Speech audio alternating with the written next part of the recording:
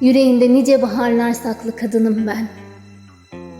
Yüzümde beliren çizgilere inat, saçlarıma düşen beyazlara inat, giyindiğim siyahlara inat, iyi niyetimden kaybetmelerime inat, değer verdiğimden kırgınlıklarıma inat.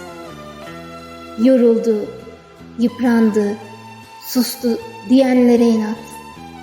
Hala yüreğim bahar, hala yüreğim güçlü ve direngen. Yaşadığım kışlara inat. Sen gülünce güller açar, gül pembe bülbüller seni söyler. Biz dinlerdik gül pembe. Sen gelince bahar